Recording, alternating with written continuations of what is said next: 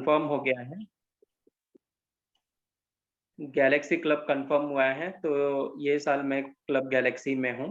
और पिछले जो है ये जो काम कैसे शुरू हुआ वो मैं बताऊंगा। मैंने पार्ट टाइम एजेंसी लिया था और ये सोचा था कि एक्स्ट्रा इनकम थोड़ा घर में हो, और मतलब इंश्योरेंस का थोड़ा नॉलेज था, कॉमर्स से ग्रेजुएट हूँ, तो वो सा करके मैंने एजेंसी लिया था कि थोड़ा बहुत हो जाए। मैं पेशे से एक्चुअली मैंने ग्रेजुएशन करने के बाद, पहले तो मैं बताऊंगा जैसे दया सर हैं, सेम दया सर के जैसा ही मेरा स्टोरी है कि हम लोग बहुत पॉवर्टी बैकग्राउंड से है। थाना एरिया है मुंबई में, मगर बोलते हैं ना धारावी जैसा जो चौल में रहते हैं वैसा ही एक थाना का जो बैकग्राउंड है, मतलब पॉवर्टी लाइन के नीचे एक एरिया आता है, इंदिरा नगर बोलते हैं उसको। वहाँ पे एक्चुअली जो है मेरा जन्म हुआ। मेरे डैडी जो है वो बॉम्बे में कोर्ट के सामने फ्रूट का स्टॉल लगाते थे, तो उन्होंने मुझे एक्चुअली 12वीं तक का एजुकेशन दिया। इंग्लिश में एक ही चीज़ अच्छा था पापा ने, क्योंकि एडवोकेट के साथ वो फ्रूट्स डीलिंग करते थे, तो मुझे पढ़ाना चाहते थे, तो उन्होंने बोला था कि आपके बच्चे को इंग्लिश मीडियम में डालना। तो मेरा और मेरे जितने भी फैमिली मेंबर हैं, सभी का एक्चुअली एजुकेशन जो है इंग्लिश मीडियम से हुआ। मगर 12th के बाद ऐसा सिचुएशन था कि वो कोर्ट के सामने का जो शॉप था वो बंद कर दिया। एज़ ए सुप्रीम कोर्ट ने ऑर्डर निकाला कि कोर्ट के आजू-बाजू में 150 मीटर का जो जगह है, इसमें कुछ भी नहीं होना चाहिए। तो उसके कारण मुझे एजुकेशन पापा ने बोला ड्रॉप करके मेरे साथ जॉइन करने को, मगर मैंने बोला नहीं, मुझे ऐसा नहीं करना है, मुझे कंप्लीट करना है मेरा ग्रेजुएशन। तो मैं नाइट कॉलेज में पढ़ाई करता था और डे में मैं पचपेड़ी में काम करता था। वहाँ पे 2000 रुपये सैलरी मिलती थी, जिसके बाद मैं एजुकेशन लेता था। ऐसे करके मैंने ग्रेजुएशन पूरा किया, और ग्रेजुएशन होने के बाद मुझे फर्स्ट फ्लाइट कुरियर में एज़ ए सेल्स एग्जीक्यूटिव करके जॉब मिला। वहाँ पे मैंने मेरा जर्नी 2006 में शुरू किया, और हम लोग है ना एलआईसी का ही हाउसिंग, एलआईसी म्यूचुअल फंड का हम कुरियर यूज़ करते थे। और ऐसे ही मैंने गिरीश सर करके थे वहाँ पे जो सेल्स मैनेजर थे, उनको बोला मुझे ना एलआईसी का एजेंसी लेना है, बहुत दिन से मैं सोच रहा हूँ कि मुझे एजेंसी लेना है और इंश्योरेंस में काम करना है करके। फिर उन्होंने स्मिता मैडम जो हमारे डेवलपमेंट ऑफिसर मेरे गुरु हैं, उनसे मिलाया, और वहाँ से मेरा जर्नी चालू हुआ। तो ऐसे करके ये जर्नी शुरू हुआ। पहले साल मैंने टोटल 17 पॉलिसी किए, और मैं एक्चुअली सर्विस इंडस्ट्री में था, तो मेरे जो नायर सर करके थे असिस्टेंट मैनेजर, उन्होंने एक ही चीज़ बोला था, प्रदीप, आप अगर सर्विस इंडस्ट्री में हो ना, तो आपका मोबाइल चालू होना चाहिए, और कस्टमर को जब सर्विस चाहिए तो वो सर्विस देना चाहिए। तो वही मैं कॉर्पोरेट क्लाइंट को हैंडल कर रहा था फर्स्ट फ्लाइट कुरियर में, जिनका कुरियर ज़्यादा मार्केटिंग में था। तो मैंने जो 17 पॉलिसी किए, ये स्टार्टिंग के जो मेरे रिलेटिव और फ्रेंड हैं, उनके पॉलिसीज़ किए थे। और जो फ्रेंड्स मिलते थे उनको मैं बोलता था, थोड़ा डरता था तभी। तो वो 17 क्लाइंट को मैंने अच्छे से सर्विस दिया। तो कुछ सेशंस थे, जहाँ पे एक एमडीआरटी एजेंट आए थे हमारे, कीर्ति भाई करके हमारे ब्रांच से। तो उन्होंने बताया कि मैं बर्थडे में हमारे सभी क्लाइंट के विश करता हूँ, केक लेके जाता हूँ, बुके लेके जाता हूँ। तो फिर अभी उस समय तो म्यूट हो गए। हेलो, हाँ आप सर, म्यूट। हाँ, आवाज है। डेवलपमेंट।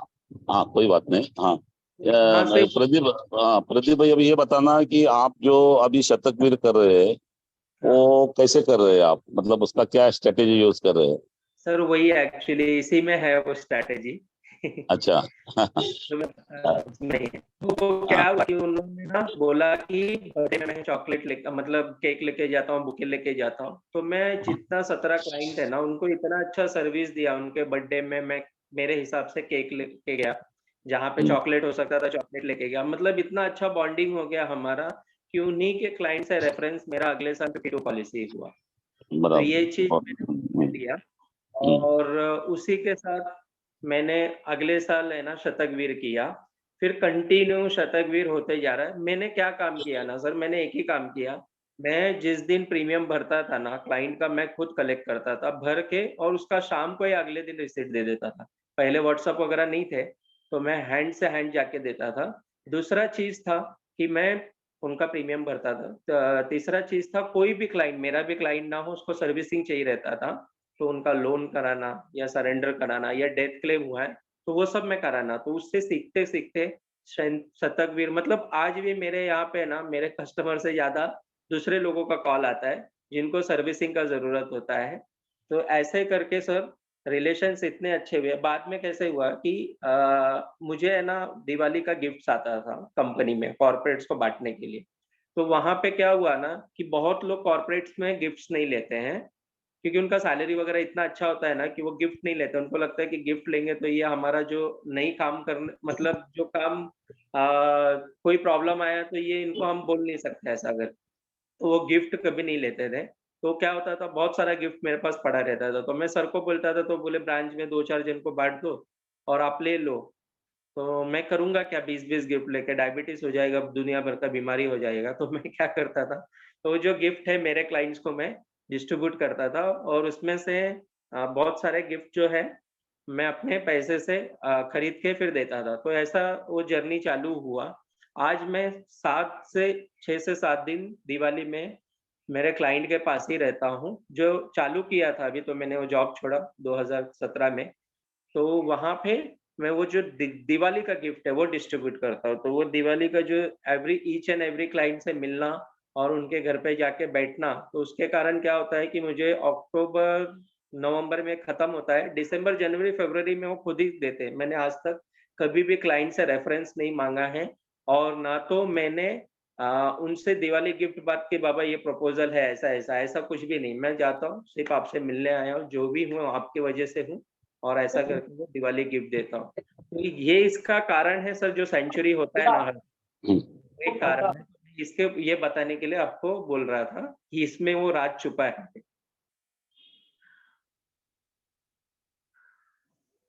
तो मेरा लगभग दिवाली का लाख, सवा लाख, 1.5 लाख, 2 लाख तक बिल आता है। ये साल का खर्चा है मेरा दिवाली पे, जहाँ पे मेरे जो क्लाइंट है लगभग 260 लाइव्स है मेरे, उनके फैमिली में अलग-अलग पॉलिसी है। तो इतना लोगों का अभी मैं ज़्यादा नहीं, पहले मेरा जो एरिया था वो 35 किलोमीटर का था। जैसे ही दया सर के साथ जुड़ा, अब मैं सिर्फ़ 10 किलोमीटर में ही काम करता हूँ, तो उन्हीं को देता हूँ। अब 35 किलोमीटर वाला जो गिफ्ट है, वो मैंने बंद कर दिया क्योंकि पॉसिबल ही नहीं है। बहुत बढ़िया। आपने जो सर्विस दे के आप जो काम कर रहे हैं, लोगों को हेल्प कर रहे हैं, सर्विस दे रहे हैं, इसी के कारण, और ये अच्छा लगा आपका कि आप जाके मिलते हैं, पर्सनली मिलते हैं। तो ये सभी को, अपने अभिकर्ता को इसमें बात लेनी जैसी है। जब तक कनेक्टिविटी नहीं रखेंगे तब तक अपना काम आगे बढ़ेगा नहीं। तो अभी प्रदीप जी ने बहुत अच्छा बताया कि ये अभी बहुत अच्छी बात सर है। किसी ने पूछा कि गिफ्ट क्या देते हैं, तो दिवाली में कैसा होता है ना कि मैं ज़्यादा करके स्वीट देता हूँ और हमारे यहाँ पे प्रशांत करके बहुत बड़े स्वीट के डिस्ट्रीब्यूटर हैं। तो वहाँ ओके। पे से जो अच्छे क्लाइंट है जिनका 1 लाख के ऊपर प्रीमियम है, तो एक 1,500 तक का या 1,600 का ड्राई फ्रूट वाला जो स्वीट होता है, वो देता हूँ मैं। और 1,50,000 से 1 लाख तक का जो क्लाइंट है, उसको 500-600 रुपए वाला ड्राई फ्रूट का, और उससे छोटा है, तो उसको कम से बहुत कम 250 का दिवाली में। बराबर। गिफ्ट देना सबको अच्छा लगता है। मेरे मेरे साथ भी ऐसा हुआ। एक पार्टी का मेरा 2 लाख का प्रीमियम था। वो गिफ्ट देते देते मेरा 20 लाख का हो गया। तो क्या बात! ये मतलब आप देते हैं तो उनका रिलेशन बनता है, उससे बात होती है, क्लोज हो जाते हैं। बहुत अच्छा, मतलब ये सब सबको लेना चाहिए इसमें, कि हर एक को कुछ तो देना। छोटा पेन भी दो, लेकिन देना चाहिए। और अभी प्रदीप ये बताइए, आपका डेली का रूटीन क्या है? कैसे आप सुबह कितने बजे उठते हैं, कैसे काम करते हो? अभी सर ऑटो पायलट में था तो वही 5:30 बजे उठता था। अभी थोड़ा ये हो गया है, 6 साढ़े 6 बजे उठता हूँ। उसके बाद जो है एक 7:30 बजे तक मैं जिम में रहता हूँ, 7:30-8 बजे तक। फिर वहाँ से 10 सवा 10 को आता हूँ।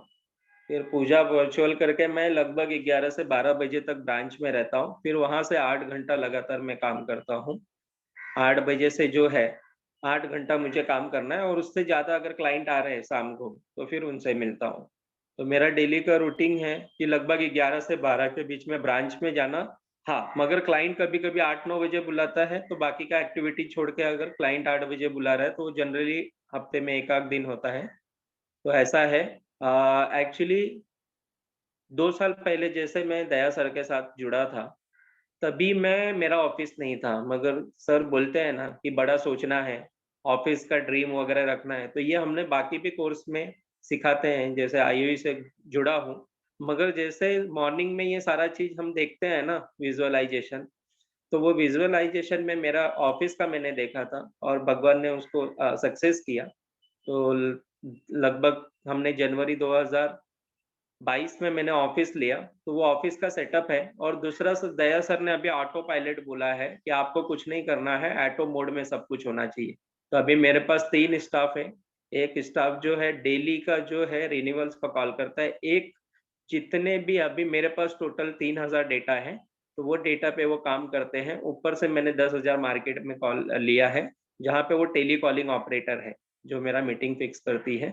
और एक लड़का जो है, वो अपना फुल डे कलेक्शन सर्विसिंग का काम करता है। तो ऐसे 3 स्टाफ हैं और 2 जन मैंने मार्केटिंग के लिए सर्वे के लिए रखा था, तो उन लोग आ रहे थे, जा रहे थे। तो अभी मैंने बारिश में वो एक्टिविटी बंद किया है। बाकी का पूरा ऑटो पायलट है, सिर्फ़ मैं क्या करता हूँ, मैं वो लोगों को डेली उनको जो काम दिया है, वो देखता हूँ, उन्होंने कहाँ तक काम किया है और मेरा मीटिंग वगैरह सब वो फिक्स करते हैं। मैं कोई क्लाइंट को कॉल नहीं करता हूँ इस समय।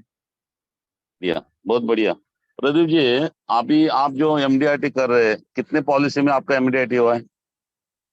सर एक्चुअली मैं जो एरिया से बिलॉन्ग कर रहा था, बोला ना थाना का सबसे बैकवर्ड एरिया है जैसे, तो वो अच्छा। एरिया में 1000-2000 का ही पॉलिसी होता है और मेरे 98% जो पॉलिसीज़ है 1000-2000 के हैं।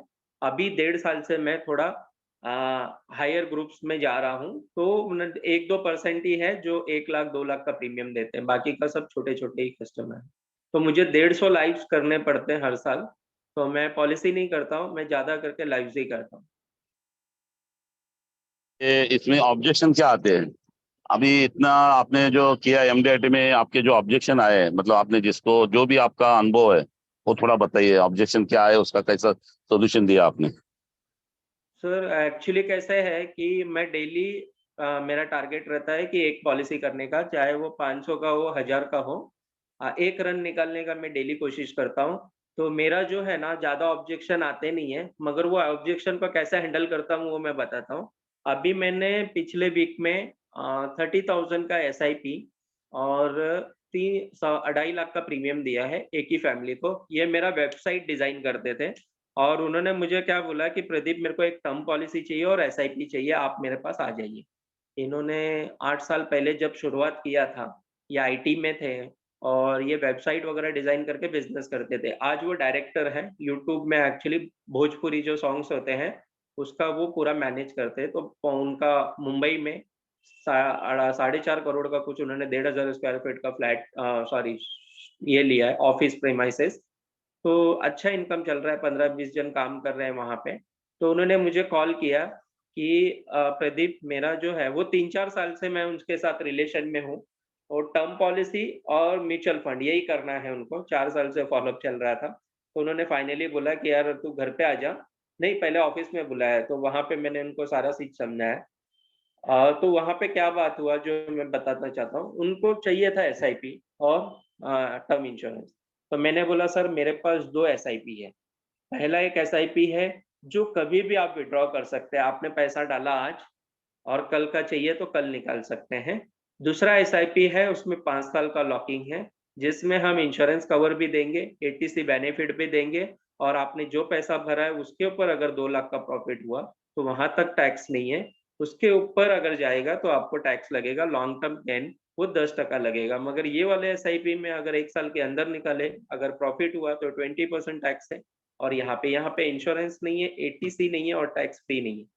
तो ये उन्होंने बोला तो ये वाला तो अच्छा है, अपना कभी भी निकाल सकते हैं। तो फिर मैंने बोला कि आपका गोल क्या है? ये पैसा क्यों बचाना चाहते हो? बोले प्रदीप 10 से 12 साल के बाद मेरे को 1 करोड़ रुपया मिले या 15 साल के बाद मेरे को 1 करोड़ रुपया मिले, ऐसा तू प्लानिंग करके दे दे और मेरा जो है 2 ढाई करोड़ का टर्म पॉलिसी दे दे।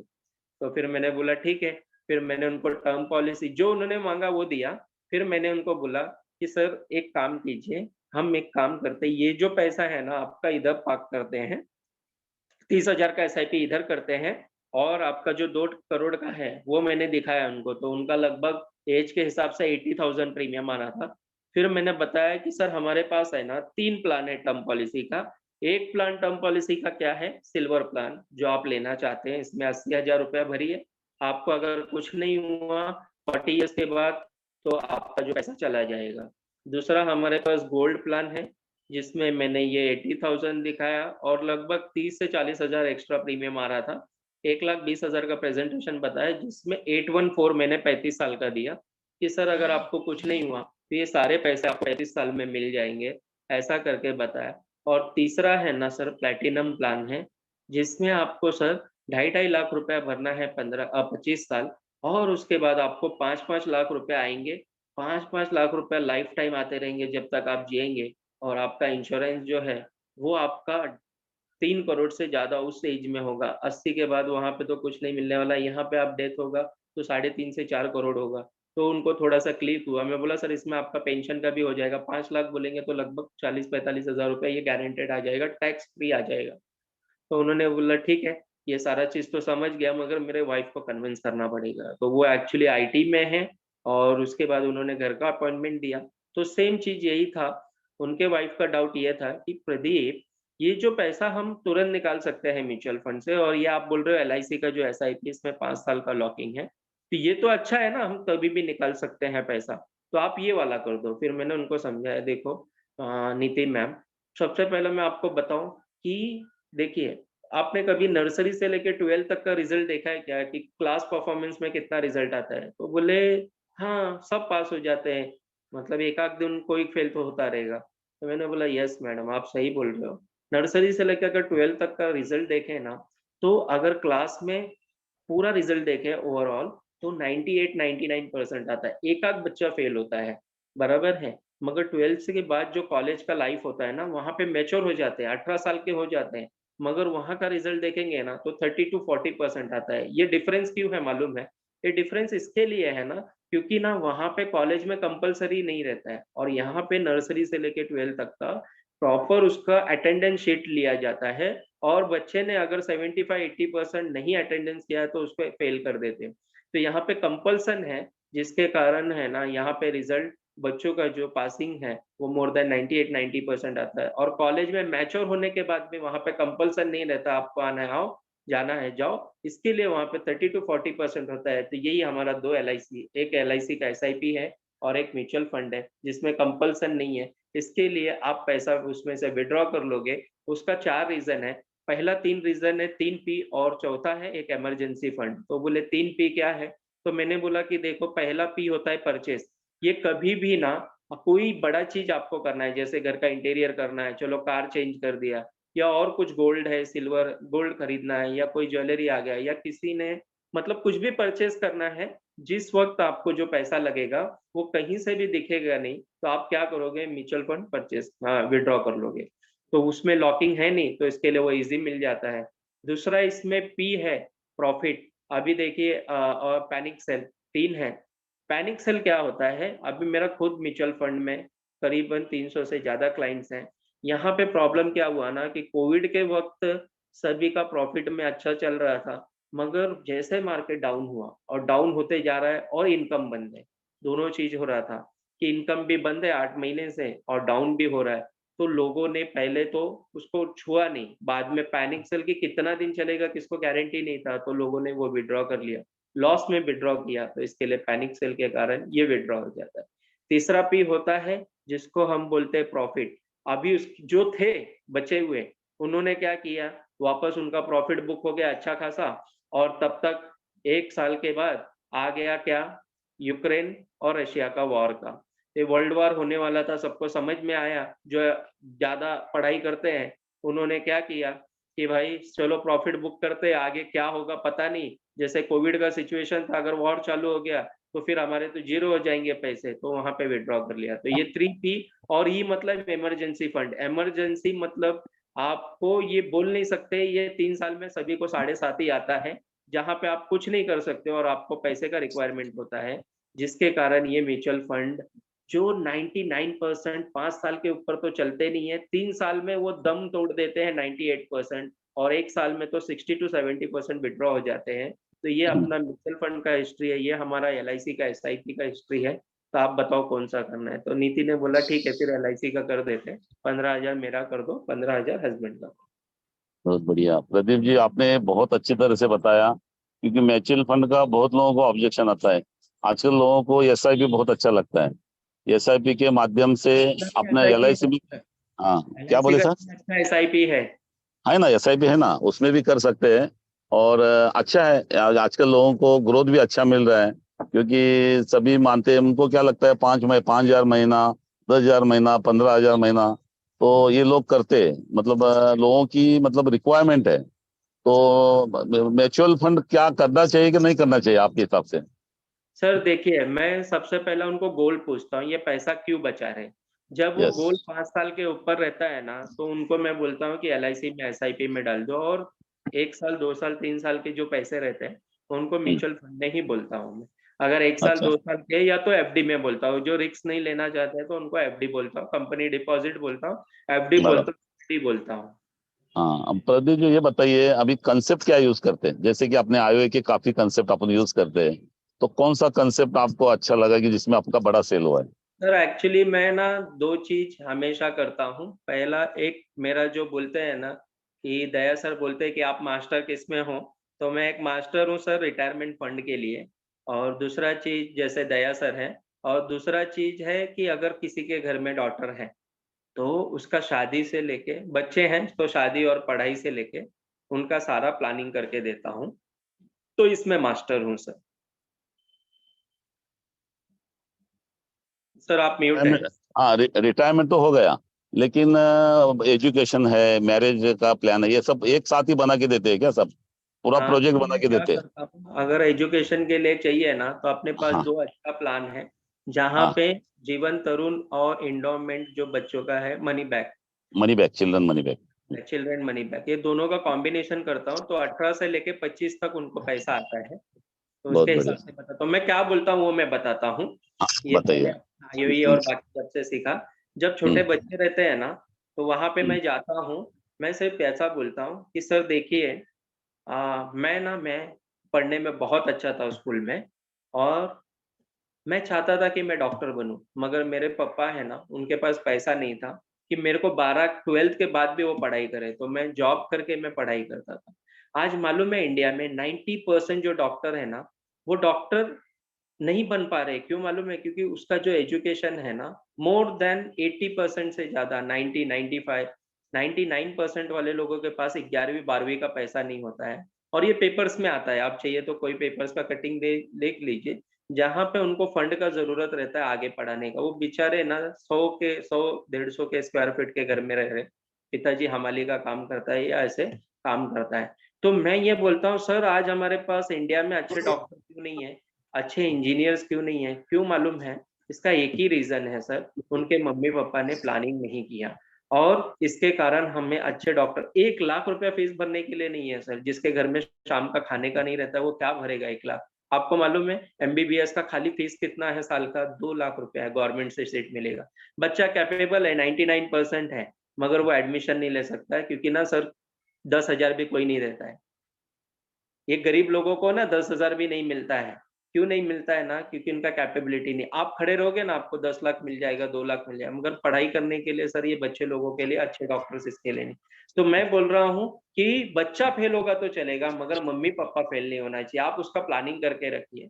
आपके पास जितना पैसा होगा, आप हम्म। जितना कमा रहे हैं, उसका कम से कम बच्चों के पढ़ाई के लिए, एजुकेशन के लिए, मैरिज के लिए 20% आपका निकलना चाहिए।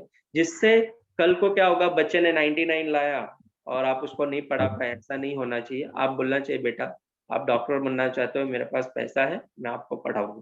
तो ऐसा होना चाहिए। तो ऐसा मैं छोटी छोटी बात करता हूँ और वहां से पॉलिसी ले लेता हूँ। दूसरा मेरा शादी का है कि हम लोग नॉर्थ इंडियन में जो खर्चा होता है ना, वो पूरा पापा के ऊपर रहता है। नॉर्थ इंडियन में हमारे यहाँ पे, महाराष्ट्र में ऐसा नहीं होता है, आधा आधा होता है मगर हमारे यहाँ पे पूरा का पूरा जो खर्चा है, वो पापा ही करते हैं। तो उसमें क्या होता है ना कि हमारे यहाँ पे ज्यादा करके देखा गया है कि लोग बर्बाद हो जाते हैं शादी में। जैसे मेरे मेरे फैमिली में मेरे पिताजी ने कम से कम 2 प्रॉपर्टी बेच दी सिस्टर के शादी में, जो बनाया था उन्होंने। लास्ट में हमारे पास कुछ नहीं था, एक घर था। ये कारण क्यों होता है ना?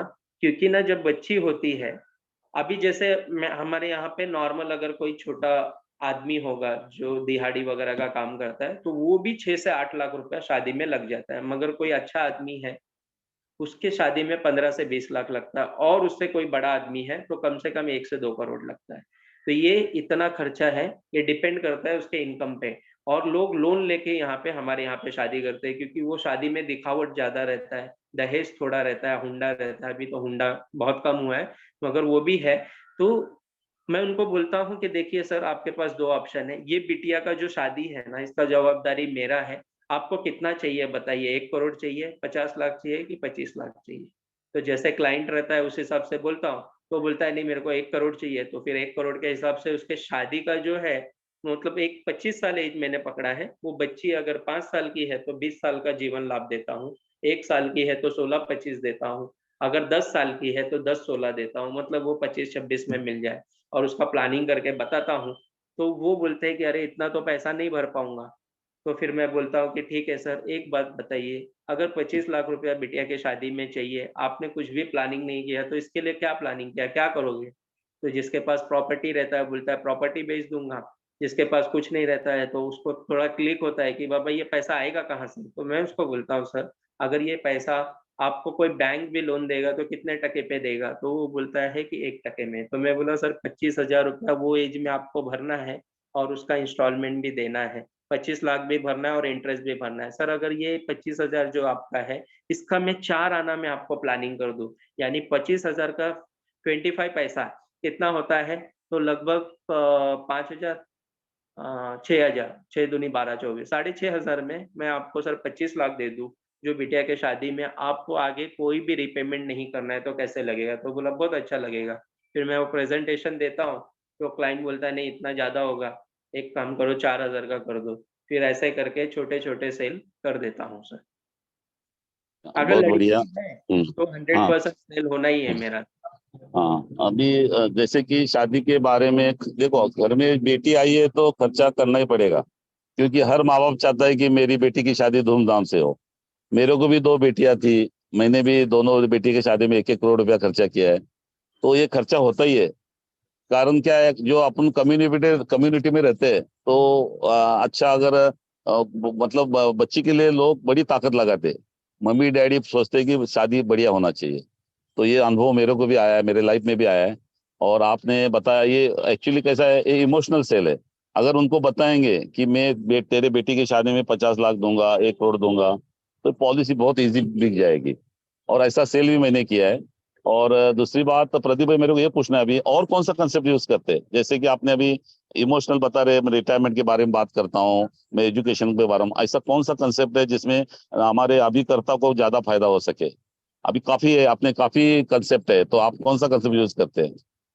सर देखिए, बच्चों हम्म। के लिए मैंने बता दिया उनका एजुकेशन और कैसे बात करता हूँ, शादी ओके। के लिए। और ओके। रिटायरमेंट के लिए सर, मतलब रिटायरमेंट का ही मेरा 90% काम है कि लोगों को ओके। सेकेंड इनिंग का बताता हूँ। तो हम्म। वो बता दूँ आपको? बता दो ना, बता दो। ठीक है। तो मैं उनको ना कैसे है कि बहुत सारा चीज़ लेता हूँ। सेविंग हम्म। के लिए पहली बात तो उनको पूछता हूँ जो क्लाइंट आते हैं, कि आप हम्म। एलआईसी के बारे में क्या जानते हैं? तो ज़्यादा करके लोग बोलते हैं कि एलआईसी मतलब इंश्योरेंस कंपनी है, थोड़ा बहुत पैसा हम उसमें जमा करते हैं और मैच्योरिटी में मिल जाता है, और हमको कुछ हुआ तो इंश्योरेंस मिलता है, बस इतना ही मालूम रहता है उनको, ठीक है? तो मैं बोलता हूँ कि सर ये जो पैसा आप बचा रहे हैं ना, ये क्या रीज़न क्या है? मतलब क्यों बचाना चाहते हैं? जैसे अगर अभी तो जनरली कैसा है कि मैं नया कॉल्स बहुत कम करता हूँ। मेरा पूरा का पूरा मीटिंग सेट होता है, जहाँ पे कस्टमर से बात किया जाता है मेरा टेलीकॉलर, और ये सब मेरे कस्टमर है ऑलरेडी, या इनको मिलके मैंने प्रेज़ेंटेशन दिया है, उन्हीं को बात करता हूँ। जैसे नया क्लाइंट के पास जाता हूँ, तो उनको मैं ये बोलता हूँ कि सर आपको पता है कि ये कौन-सा सीज़न है? तो वहाँ पे अभी जैसे बारिश का सीज़न है, तो बोलते हैं बारिश का सीज़न है, बराबर है? तो ये जो बारिश का सीज़न चल रहा है सर, इसमें क्या होता है? बोले पानी आता है, बारिश होता है। मैं बोला ठीक है सर, ये पानी कहाँ जाता है? तो बोले कोई बोलते हैं नदी में जाता है, कोई बोलता है नाला में जाता है, तो कोई बोलता है समुद्र में जाता है, तो फाइनली समुद्र में जाता है। मगर सर एक्चुअली बारिश होने के बाद अपने को पानी लगता है कि नहीं? तो बोले हाँ लगता है। तो मैं बोला सर ये पानी का इंतज़ाम कौन करता है? तो बोले गवर्नमेंट करते हैं। बहुत लोगों को मालूम है, बहुत लोगों को नहीं मालूम होता है। तो मैं बोला सर वो क्या करते हैं? तो बोले डैम डैम लगाते हैं, डैम। तो मैं बोला कि डैम में वो पानी रुकता है, बराबर है। तो ये सरकार की जवाबदारी होती है। हमारे यहाँ पे 3 सीज़न है, वो भी मैं उनसे पूछता हूँ, तो वो खुद ही बोलते हैं समर, रेनी और विंटर। तो ये बारिश में हमको जो पानी मिलता है ना सर, इसका इंतज़ाम गवर्नमेंट करती है। जब विंटर होता है, जब समर होता है तो पानी नहीं होता है, तो ये पानी का सप्लाई वो करते हैं। सेम हमारा जो है ना सर, हमारे लाइफ में हमारे यहाँ पे अभी जो है इनकम कर रहे हैं, तो ये रेनी सीज़न है। तो इसमें कैसे है ना, पैसा आ रहा है और आप खर्चा कर दे रहे हो, पानी निकल जा रहा है। मगर ऐसा वक़्त आएगा जहाँ पे आपका एज 60 होगा, 50 होट होगा, जहाँ पे आप काम कर सकते हो क्या?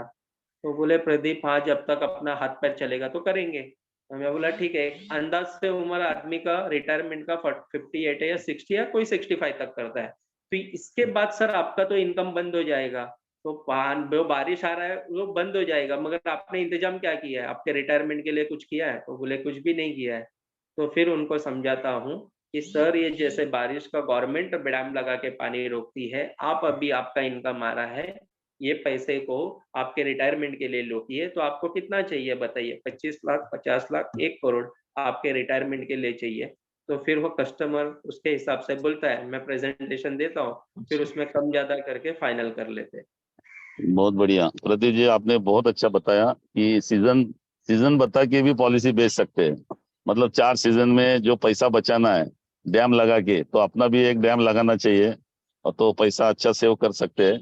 और एक बात पूछना चाहता हूँ, आप जो लीड जनरेट करते हैं, अभी हमारे काफी अभिकर्ता को ये प्रॉब्लम है कि मैं कल किसके पास जाऊं, और कैसे लीड कैसे जनरेट करते हैं आप, मतलब उसके लिए क्या स्ट्रेटेजी यूज करते हैं? Yes sir. मैंने बोला ना सर, मेरे पास एक्चुअली जो टीम है, 2 लोगों का टीम है। एक तो प्योरली पूरा जो कॉल करते हैं ना, वो कॉल करते हैं। अभी मैं मतलब मेरा एक था सर, सेल्स मार्केटिंग से था मैं, और जो इतने सारे कोर्स किए, तो वहाँ पे बुक कीपिंग करके बोलते हैं कि रिकॉर्ड रखना।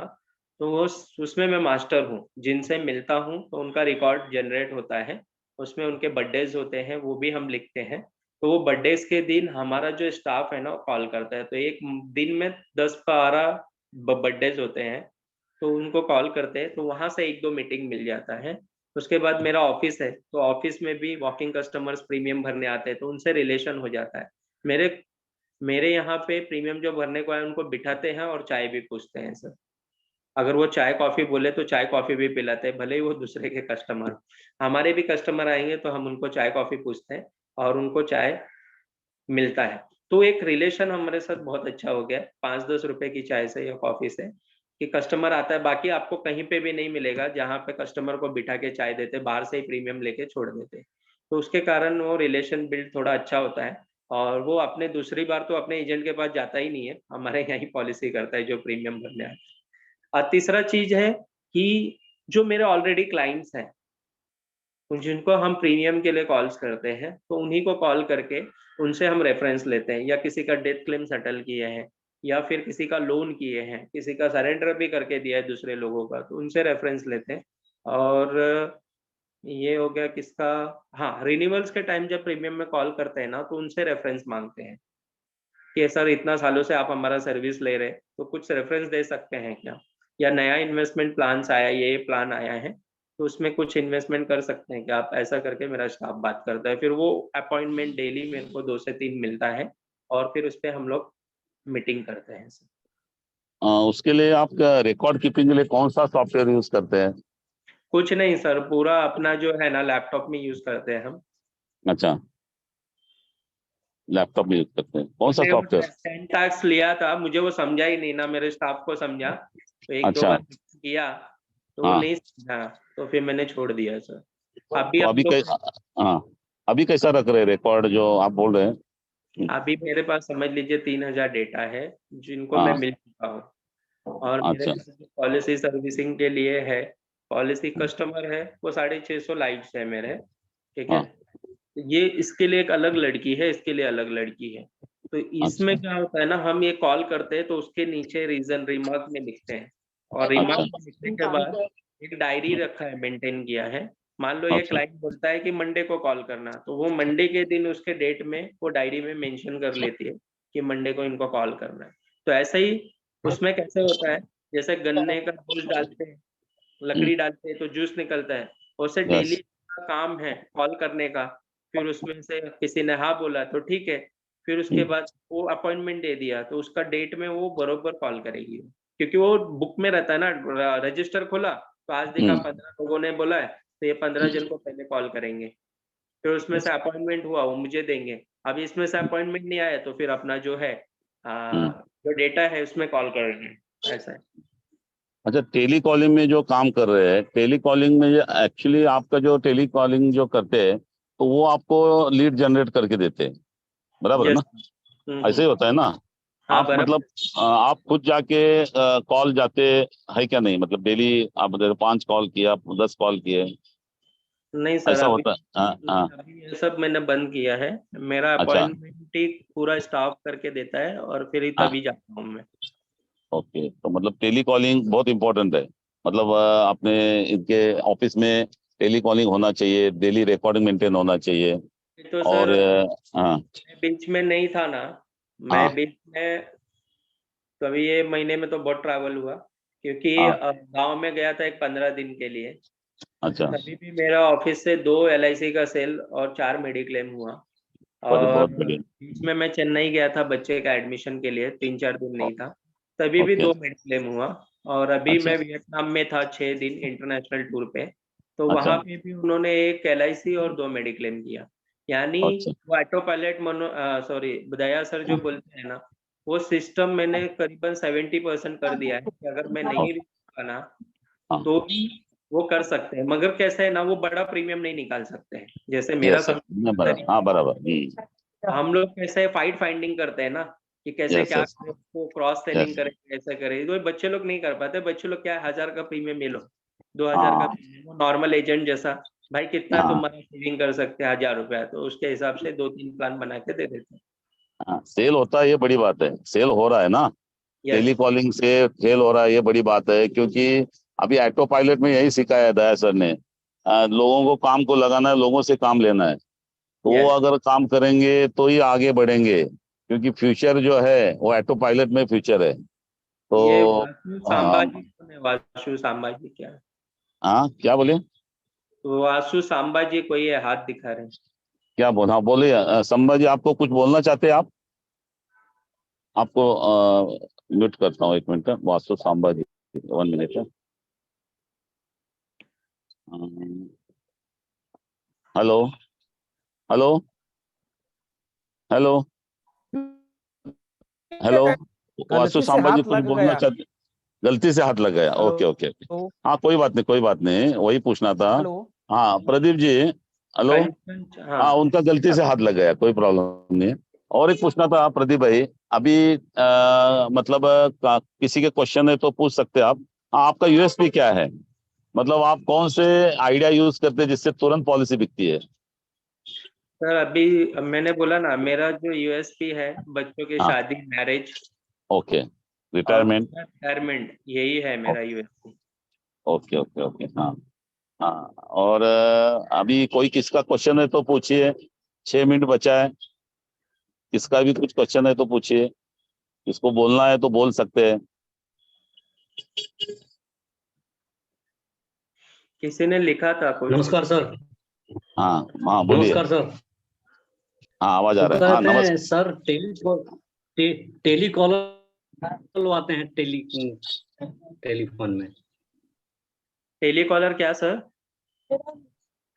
टेली कॉलर से क्या कॉलिंग रेट कराते रेट कितने मिली? हैं अपॉइंटमेंट के लिए टेली कॉलर? ठीक है, थोड़ा सा मैं बता दूं। पहले कुछ लोगों ने बोला कि टेली कॉलिंग का सॉफ्टवेयर है क्या? नहीं सर, ऐसा कुछ नहीं सॉफ्टवेयर है। अपने पास 2 नंबर है मेरे। एक ऑफिस का जो नंबर है, पहले मेरे वाइफ का नंबर था, अभी मैंने वो ऑफिस में दे दिया है। एक नंबर कंटिन्यू मेरा 12 साल से चल रहा है। दूसरा नंबर हर महीने हम सिम चेंज करते हैं। वो ओके। स्टाफ लेते हैं, जो दया सर ने ही सिखाया था। इसमें क्या होता है ना, कि बहुत सारे क्लाइंट है ना, उठाते नहीं, हमारा नंबर सेव रहता है, तो उससे हम लोग ये नंबर से बात करते हैं। तो इसमें क्या होता है कि 2 मोबाइल दिया है मैंने मेरे स्टाफ में, तो एक फोन नहीं उठाया तो 1-2 घंटे के बाद जो है नया नंबर हर महीने चेंज होता है, तो उससे हम कॉल करते हैं, तो वो क्लियर बता देता है। दूसरा, टेलीकॉलिंग का कोई सॉफ्टवेयर वगैरह कुछ नहीं है। मेरे पास जो एक्सेल शीट में लड़की काम करेगी, वो टेलीकॉलिंग का जो कॉन्सेप्ट सर ने दिया था सेम वैसा ही है कि ये 4 घंटे में इतना काम करना है, उतना काम करना है, इतना लोगों से बात करना है, 3 मिनट से ज़्यादा किसी से बात नहीं करना है, डिस्कनेक्ट करना है, टाइम पास कर रहा है क्लाइंट। तो वो जैसे कॉन्सेप्ट दया सर ने दिया है, सेम वही कॉन्सेप्ट मैं यूज़ कर रहा हूँ। बहुत बढ़िया। बहुत बढ़िया। हाँ बोलिए बोलिए बुम्पी जी बोलो। हेलो, म्यूट एक है आप मिनट, लोग, बाल म्यूट है आप। हाँ जी। हाँ बुम्पी, हेलो हाँ बोलिए बोलिए सर, गौतम सर। आप बोलिए बोलिए। हाँ प्रदीप जी। हाँ बोलिए बोलिए, हेलो, आवाज आ रहा है, बोलिए आवाज आ सर। रहा है।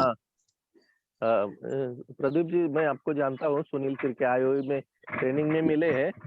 और आपने वो जो LIC मतलब आपने तो पहले बताया था आपका हिस्ट्री कैसा है, फिर LIC के बाद आपने घर लिया, कुछ ऐसा गाड़ी लिया, कुछ ऐसा अचीवमेंट किया, ऐसा बहुत बता रहे थे तभी तभी कुछ ऐसा इसके बारे में बता दीजिए। मैंने बोला ना, मैं बैकग्राउंड, मेरा जो बैकग्राउंड है, मैं स्लम एरिया में रहता था और मैंने 2019 को मैंने लोढ़ा जो बहुत बड़ा ग्रुप है, नंबर बॉम्बे 1 में, हाँ बॉम्बे का बिल्डर। बिल्डर, तो लोढ़ा यस। में मैंने 350 स्क्वायर फीट का 2019 में मैंने बुक किया था। और वो पोजीशन मुझे मिला क्योंकि लॉकडाउन के वजह से जो काम लेट हुआ, मुझे 17 मार्च 2022 को मेरा घर मिला। वो मेरा जो कारपेट एरिया था वो 350 का एरिया था, वो छोटा 1 BHK था, बोलते हैं उसको जबरदस्ती बनाया गया जो 1 BHK है। तो मेरे पापा जब वो रिबिन काटे ना, उनके हाथों से मैंने किया, तो वो बोलने लग गया, प्रदीप इतना छोटा घर लिया, कभी मुझे आना है यहाँ पे तो मैं कैसे रहूंगा। तो दिमाग में जो बैठ गया मेरे, तो उसके बाद मैंने दूसरा घर सोचा, जो मैं अभी जहाँ से लाइव हूँ, ये 700 स्क्वायर फीट कारपेट का है, इसमें आराम से ये दूसरा मैंने घर लिया है। फिर अभी मैंने ये मार्च 2022 में, सॉरी जून में मार्च ये घर लिया 2022 में। तो अभी मेरे मुंबई में 2 घर हो गए, एक लोढ़ा में और एक ये ठाणे में मेरे ऑफिस के पास है, 1/2 किलोमीटर पे। 2 घर हो गए। मेरा एक गाड़ी हुआ है, एक गाड़ी कार है जो जेडम के कारण मुझे वो 5 लाख का ये मिला था, जिसके कारण कार भी है मेरे पास। तो वो 5 लाख रुपया मैंने LIC से लिया है। करके 2 घर, 1 गाड़ी और ऑफिस है, 3 स्टाफ के साथ हम काम कर रहे हैं। और ये सब पूरा पैसा LIC से है। हाँ very good, Balram ji very good. आप बोलना चाहते हाँ हैं कुछ? सर, बलराम जी हाँ बोलिए बिल्कुल बोलिए सर। बिल्कुल सर। आज सर टेलीकॉलर के बारे में मुझे पूछना था। मेरे पास भी टेलीकॉलर है और हर दिन वो लीड जनरेट कर देती है, सर्वे से डाटा आता है और टेलीकॉलर कॉल करती है। लेकिन अब बहुत बड़ा डेटा होने के बावजूद भी डेटा कम पड़ रहा है कि हर 2 महीने में रिपीट कॉल हो रहे हैं एक उससे। तो अभी वो लोग इरिटेट हो रहे हैं मीटिंग जनरेट करने के लिए। तो आपको कोई ऐसी तकलीफ आती है कि टेलीकॉलर से कि आपने बोला कि मेरे पास 3000 का डाटा है, तो रिपीट कॉल भी तो होते होंगे? यस सर, सबसे पहला बात है ना सर, ये गन्ने का जो जूस रहता है ना, आप कभी गन्ने का जूस निकालते हुए देखे हैं क्या? यस जी यस। जी। वो लास्ट तक उसको ना, वो एक या 2 बूंद रहता है ना, 2 बूंद, तब तक उसको घुसाते रहता है। Yes 2 yes. बूंद निकलते हैं। तो मैं क्या करता हूँ, मेरी टेलीकॉलर लोग को है ना, हाँ महीने में 2 महीने में जब वो मायूस होते हैं, उनको बोलता हूँ गन्ने के जूस के इधर जूस पी के आना, उसका पैसा मेरे से लेना। वो कैसे निकालता है बाकी जूस पे मत ध्यान देना, वो निकलता कैसे है ना वो देखने का। वो उसमें घुसाते ही रहता है, वो घुसाते ही रहता है। वो लास्ट का 2 बूंद है ना, वो 2 बूंद के लिए भी लास्ट तक घुसाते रहता है, जब तक एकदम चीड़-फाड़ नहीं हो जाता है। तो ऐसा मैं स्टाफ को बोलता हूँ, क्लाइंट को घुसाते रहना है, कॉल करते रहना है, परेशान होके जब तक ब्लॉक नहीं कर देता है, तब तक अपने को लेकिन छोड़ना नहीं। वो इरिटेट बहुत। होते होंगे ना, हाँ वो इरिटेट तो होते होंगे ना लोग ज्यादा। ठीक है ना, मेरा रिपीट कॉल ज्यादा हो रहा है, इरिटेट होके हर वो महीने ब्लॉक में कर 2 दिया। महीने में रिपीट हो फिर रहा है। नया नंबर है ना सर अपने पास, बालाराम जी, 1 महीने के हाँ बाद नया सिम आ रहा है ना अपने पास, हाँ, फिर कार्ड बदलो ना, कार्ड कार्ड बदलो, कार्ड बदलो, कार्ड एक आइडिया से दुनिया बदल जाएगी। ज्वाला सिंह जी बोलिए, आपको क्या हाँ सर, चाहिए? नमस्ते नमस्ते सर, नमस्ते गौतम सर, नमस्ते गुप्ता सर। हाँ, बहुत अच्छा रहा सर आपके साथ में सेशन करते हुए। सर आपने बोला कि मैं समझो कस्टमर को उसके हिसाब से पूछता हूँ कि आपको कितना चाहिए, आपका गोल क्या है, 25 लाख, आपको कितना चाहिए, 25 लाख चाहिए, 50 लाख चाहिए, 1 करोड़ चाहिए, बराबर है। तो ये तो उनको आप मतलब उनको गोल पूछने के बाद में कहते हैं, तो आप फिर इनके लिए प्लान कैसा देते हैं, फिर आप कौन सा प्लान देते हैं? अभी देखिए, सबसे पहले कस्टमर को जब मैंने पूछा कि पैसा क्या चाहिए, तो उनको पूछता हूँ ना कि आपको किस लिए चाहिए, कितने अच्छा। साल बाद चाहिए, बराबर है। अगर आप मेरे को हाँ हाँ बोलोगे कि मुझे 6 साल के बाद चाहिए, तो फिर मेरे पास 6 साल के लिए कौन सा ऑप्शन है, SIP LIC का, हाँ। तो वो देता हूँ मैं। कोई बोलेगा 2 साल के बाद चाहिए, तो फिर मैं SIP देता हूँ, FD बताता हूँ। और कोई बोलता है 10 साल या 12 साल के बाद चाहिए, तो फिर उनको अपना 914 दूंगा। या तो उनको 16 साल के बाद चाहिए, तो 936 10 16 दूंगा। या तो उनको 21 साल के बाद चाहिए, तो 936 15 21 दूंगा। उनको अगर 25 साल में चाहिए, तो 16 25 दूंगा। तो ये एक्चुअली उनका रिक्वायरमेंट के हिसाब से मैं प्लान बताता हूँ। ऐसा नहीं कि मेरा ही प्लान बता दूंगा। जैसा उनका अच्छा। जरूरत है, कब पैसा चाहिए, उसके हिसाब से प्लान बताया तो उनको दिमाग में बैठ जाता है। बहुत बढ़िया। हाँ, हरिहर जी आपको बोलना, हरिहर जी आप बोलना चाहते हैं? हाँ सर, नमस्कार। बोलिए। नमस्कार। सर ने जो बताया वो रिटायरमेंट प्लानिंग और चाइल्ड प्लानिंग के ऊपर जो वर्क कर रहे हैं, तो उसके लिए जो उन्होंने कुछ प्रेजेंटेशन फाइल के हिसाब से आप काम करते हैं प्रदीप जी? नहीं सर, रिक्वायरमेंट, कस्टमर का रिक्वायरमेंट के हिसाब से काम करता हूँ। आपको कितना पैसा चाहिए जब जाते हैं और क्लाइंट कब के पास, चाहिए। नहीं जब अभी क्लाइंट के कस्टमर पास के जाते पास हैं तब गया, उसका बच्चा अगर 3 साल का है, तो हाँ, फिर उसको पैसा 18 से 25 तक लगेगा। तो 18 से 25 तक का जो 2 कॉम्बिनेशन करता हूँ, money back, children money back और जीवन तरुण का कॉम्बिनेशन करके उनको बता देता हूँ। प्रेजेंटेशन देते हैं, फाइल देते हैं, ऐसा कुछ प्रेजेंटेशन जिस तरह से जो बड़े एजेंट लोग देते हैं, इस हिसाब से काम करते हैं आप? मेरा सब प्रेजेंटेशन 90% मैं एक्चुअली है ना, पहले लैपटॉप से देता था, अभी लैपटॉप से नहीं देता, मोबाइल में खुद ही PDF तैयार हो जाता है। कस्टमर को PDF भेजता हूँ और वो पेन से उनको समझा देता हूँ। अच्छा। हाँ, मगर जहाँ पे कस्टमर जिस हिसाब से IT वाला होगा और वो मेरे को पहली बार मिल रहा है, तो IT वाले के सामने फिर लैपटॉप लेके जाऊंगा। हाँ, या तो जो क्लाइंट मुझे पहली बार मिल रहा है, जो मुझे जानता नहीं है, तो थोड़ा इंप्रेशन अच्छा होने के लिए मैं लैपटॉप लेके जाता हूँ। जो क्लाइंट जानता है, उनके टाइम मैं अभी लैपटॉप नहीं लेके जाता हूँ, मोबाइल पे PDF जमा करके देता हूँ। कभी-कभी मेरे ऑफिस में आएँगे तो उसका मैं प्रिंट ही निकाल लेता हूँ। प्रिंट निकाल के प्रेजेंटेशन सामने देता हूँ। तो ये सारा चीज़ को समझाने के लिए एक पेज लेता हूँ। वो पेज में इंश्योरेंस क्या है, एक्सीडेंटल इंश्योरेंस क्या है, परमानेंट डिसेबिलिटी क्या है, मंथली कैसे भरेंगे, तो वो थोड़ा-सा ब्रीफ कर देता हूँ। बाकी का तो प्रिंट आउट में रहता है। और ड्रेस कोड कैसा रहता है? ऐसा ही नॉर्मल में जाते हैं या कुछ ड्रेस अच्छा होता है वो? क्या चीज़? टाई बाई पहन के जाते हैं कि ऐसे ही नॉर्मल में ही जाते हैं आप? क्या चीज़ सर? समझा नहीं। टाई टाई पहनते हैं ना जो बड़े जो एजेंट लोग होते हैं, सर एक्चुअली कैसे है, जो पहला इम्प्रेशन इम्प्रेशन रहता है के ना लिए। क्लाइंट के हाँ पास, हाँ हाँ। तो वो फर्स्ट क्लाइंट के पास तो मैं, जैसे क्लाइंट रहेगा, अभी वो एजुकेटेड है, उस टाई पहनता है तो टाई पहन के जाऊँगा, उसको समझता हूँ मैं। अगर नहीं क्योंकि टाई पहनता रहेगा तो नहीं जाता हूँ, ऐसे ही जाता हूँ। मगर जनरली के पास ऑफिस आना में कोट पहन के जाता हूँ, अच्छा कपड़ा पहनता हूँ, शेविंग करके जाता हूँ, प्रॉपरली मैनर में जाता हूँ, शूज़ वगैरह सब पॉलिश होंगे, सॉक्स फटा नहीं रहेगा, स्मेल नहीं आए, परफ्यूम मार के जाता हूँ और कस्टमर को जाने के पहले एक बार ब्रश करके जाता हूँ। तो ये सारा चीज़ थोड़ा ध्यान देता हूँ और च्युइंगम वगैरह खा लेता हूँ जाने के पहले। भले ही हम सिगरेट नहीं पीते, फिर भी जब हम बात करें तो वो ग्रूमिंग रहता है, वो सब करके जाते हैं, बाल-बूल अच्छा बना के। बढ़िया है लगा आज सर, बहुत बढ़िया। कस्टमर के पास जाने के पहले थोड़ा लाइट परफ्यूम भी मार लेता हूँ, अंदर एंट्री करने के पहले शूज़ पॉलिश देख लेता हूँ, नहीं है तो पॉलिश भी रखता हूँ साथ में। म्यूट है गौतम सर आप। आशा माली उनका कोई हैंड रेज है? और मैं सर अपना जो जहाँ पे सेल में आने वाला रहेगा ना, वहाँ पे टी-शर्ट ही पहनता हूँ। मतलब अभी आपसे मैं कितना भी बात करूँ, आप मेरे से नहीं लोगे, मगर मैं क्लाइंट के पास ऐसे नहीं रहता हूँ। क्लाइंट के पास अच्छा। प्रोफेशनली जो रहता है, फॉर्मल हाँ, कपड़ा रहता है, वही पहन के जाता हूँ। बहुत बढ़िया। हाँ, हाँ, बहुत बढ़िया। आशा माली, हेलो। डीके सिंह जी, उन्होंने भी हाथ। यस सर, मेरी हाँ, आवाज आ रही है? आशा आ बात रही कर आ रही हूँ। आ रही आ रही है। अनम्यूट थी मैं। Pradeep sir, good morning. आपने बहुत सही तरह से मतलब बहुत अच्छी तरह से हम लोगों को शेयर किया आपका गुड कल का मॉर्निंग। अनुभव और आज का अनुभव जमीन आसमान का फर्क है। So thank you so much. आप देने वालों में से हो। दया सर हाँ, बोलते तो आप दया सर के साथ हो तो डेफिनेटली आप दूसरे दया सर हो।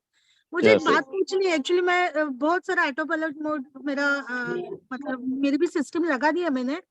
तो मेरी एक ही तकलीफ है सर, क्लोजिंग की। कैसे होता है हम लोग अभी गौतम सर भी बताएंगे उसके बारे में। तो उसी टाइम पे 1-to-1 होता है ना, फर्स्ट मीट, देन जो क्लोजिंग वहां पे जो रुक गए तो क्लोजिंग का बहुत सारा इशू आता है। तो प्लीज उसके बारे में थोड़ा गाइड कर दीजिए प्लीज।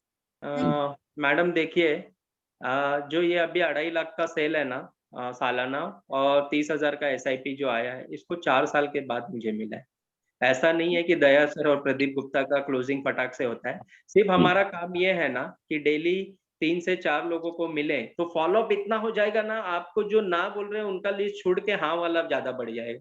तो डेली जब मीटिंग करोगे, डेली 8 घंटा काम करोगे ना आप, 8 घंटा आपको काम करना है।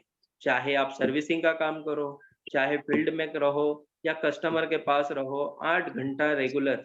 आपका ना लाइफ में 3 पार्ट करना चाहिए, 8 घंटा सोने का, 8 घंटा काम करने का, और 8 घंटा जो एक्टिविटी आपके लाइफ में लगेगा। मैंने कैसे पार्ट किया मैं आपको बताता हूँ।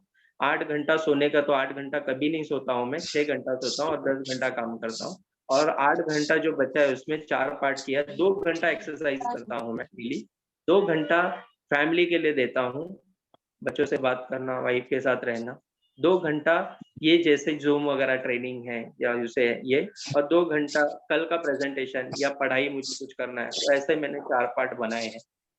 तो आपको 8 घंटा जो है पहले, आशा मैडम, ये काम करना है, 8 से 10 घंटा डेली। कोई भी दिन छुट्टी नहीं लेना है, छुट्टी लेना है तो 1 दिन वीकली ले सकते हैं, और बाकी का 8 घंटा डेली काम करना है। तो वो आपको मालूम है कैसे करना है।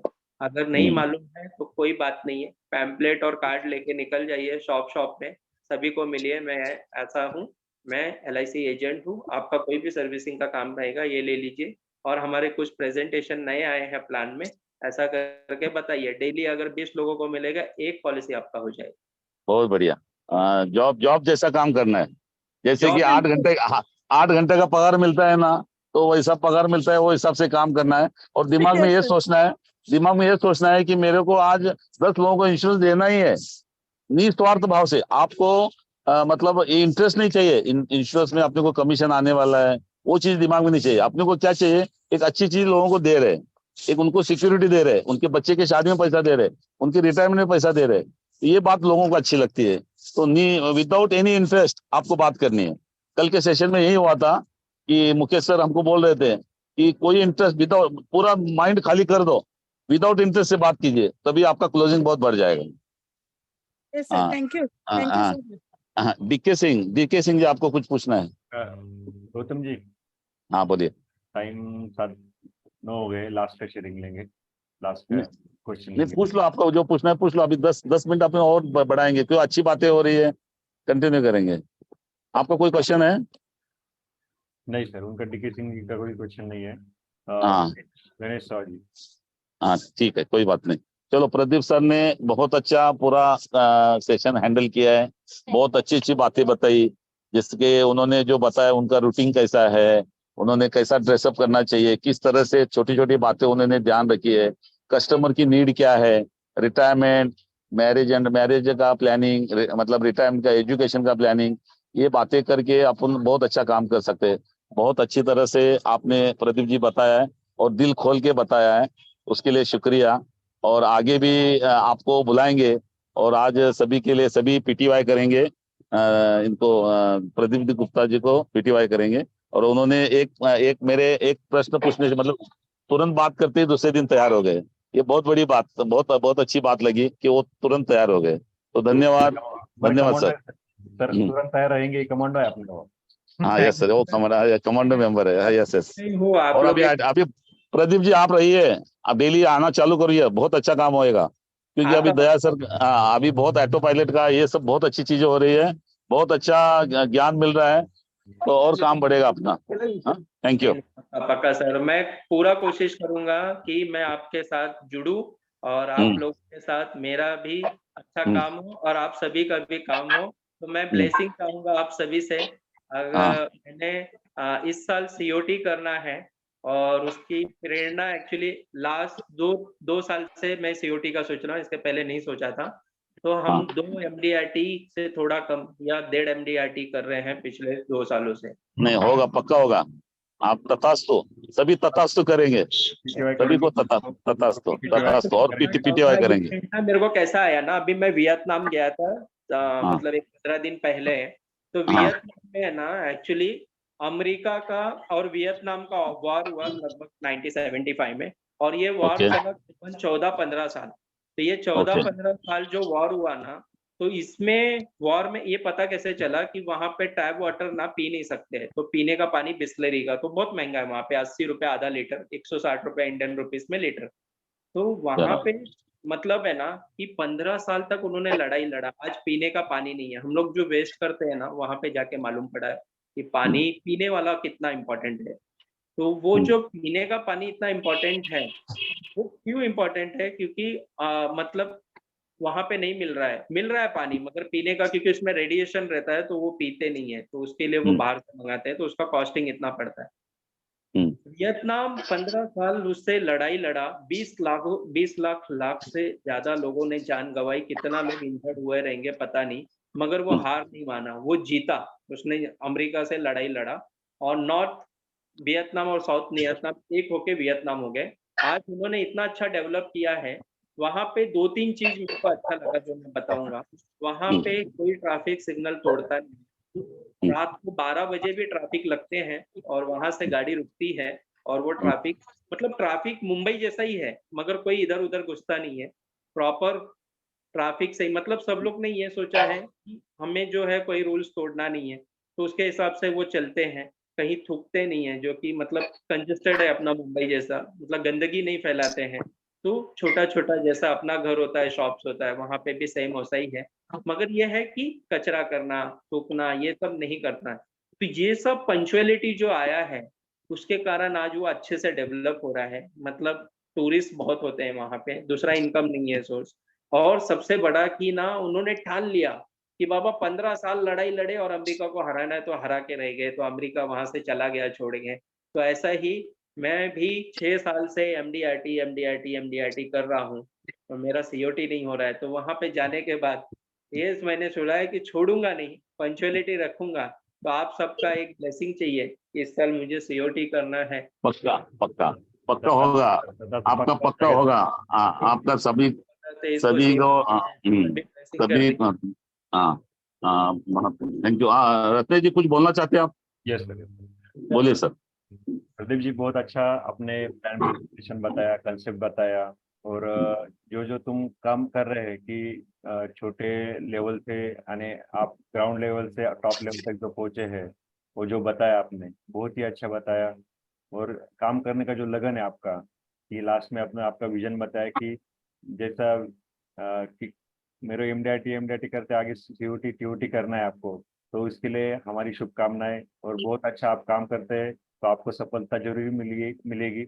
और ऑटो पायलट का जो आप सेशन कर रहे हैं, ऑटो पायलट में से जो सीख रहे हैं, आईओएस से जो सीख रहे हैं, उसका आपको जरूर फायदा होगा, और आप लोगों के जीवन में सफलता और प्रॉस्पेरिटी बढ़ाएंगे। इसलिए हम आपको शुभकामना देंगे।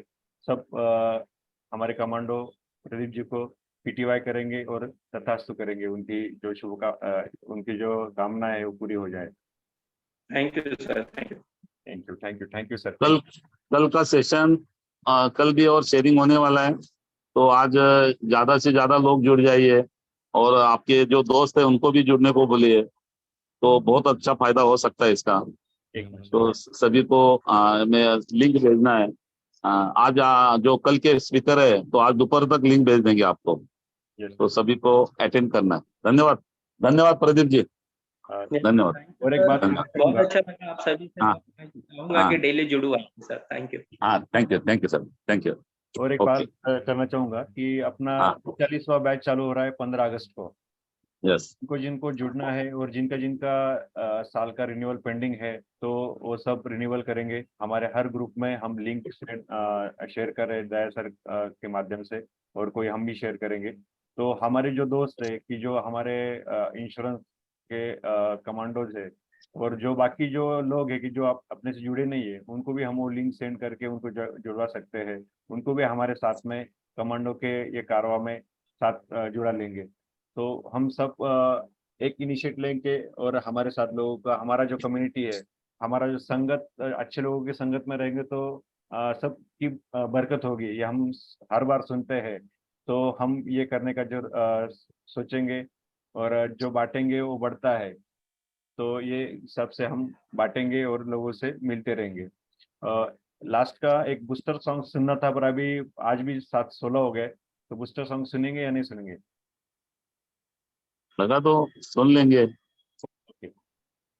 सर सेशन कैसे रहा मेरा, मतलब बता पाया बराबर सबको? बहुत अभी आज आलो, हाँ सभी को ये बोलना है, सभी को फीडबैक देना है। किसी का वीडियो से भेजो, मैसेज से भेजो, जो भी आप जितना भी आप अप्रिशिएट करेंगे, जो भी आपको चीज अच्छी लगी है सबको अपने ग्रुप में डालना है।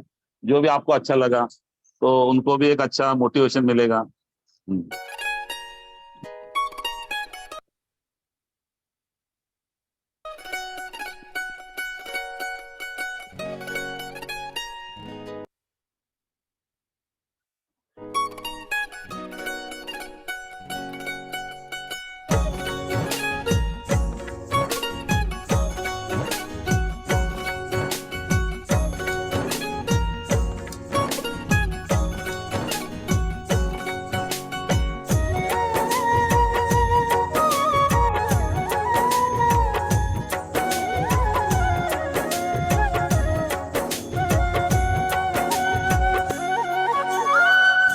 सफर कितना भी मुश्किल हो प्रभु आसान कर देंगे।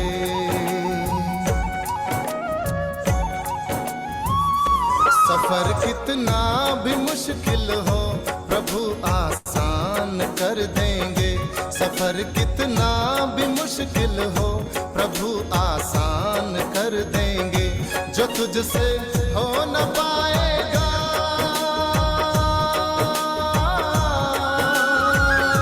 जो तुझसे हो न पाएगा, उसे भगवान कर देंगे।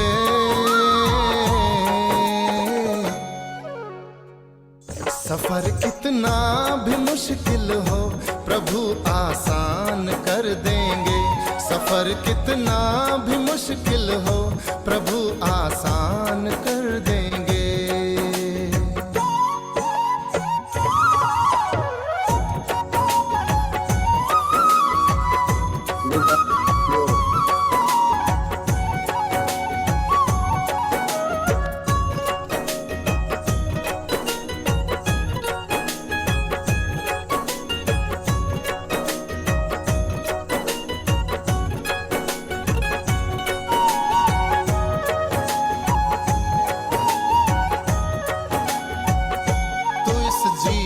के रास्ते पर प्रभु का नाम लेकर चल।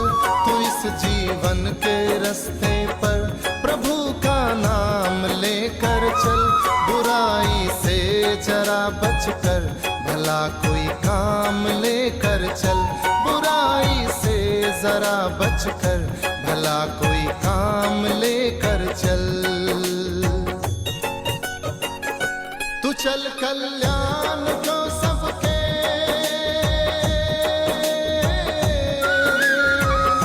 तू चल कल्याण को सबके, तेरा कल्याण कर देंगे। सफर कितना भी मुश्किल हो प्रभु आसान कर देंगे। सफर कितना भी मुश्किल हो प्रभु आसान कर देंगे।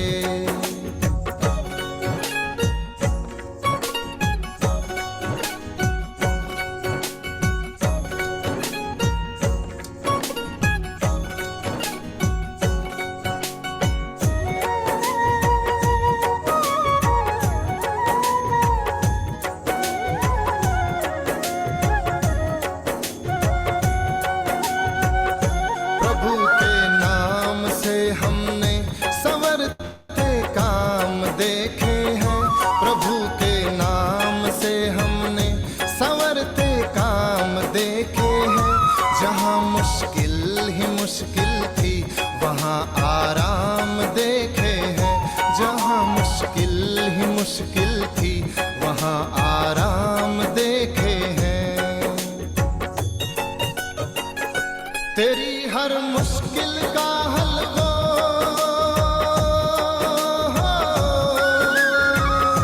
तेरी हर मुश्किल का हल वो अरे नादान कर देंगे।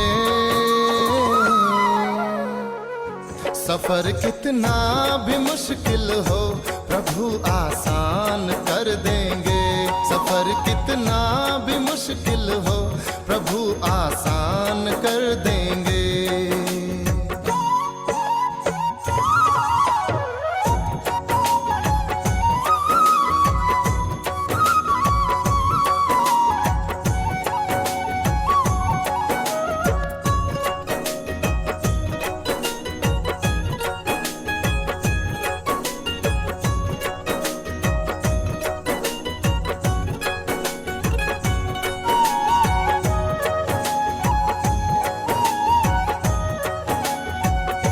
वो अपनी गोद में तुझको भरोसा कर उठा लेगा।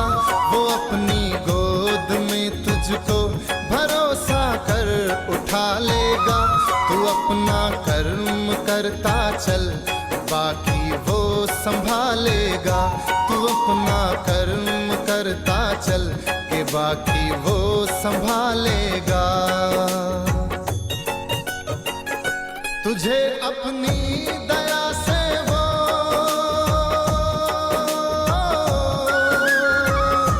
तुझे अपनी दया से वो तू सुन हैरान कर देंगे। सफर कितना भी मुश्किल हो प्रभु आसान कर देंगे। जो तुझसे हो न पाएगा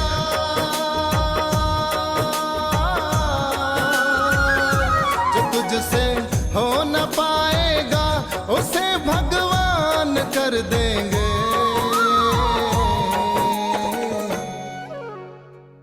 सफर कितना भी मुश्किल हो प्रभु आसान कर देंगे। सफर कितना भी मुश्किल हो प्रभु आसान कर देंगे।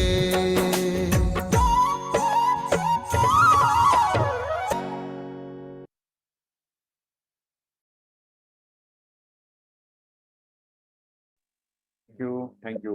यहाँ पे थैंक यू। अपन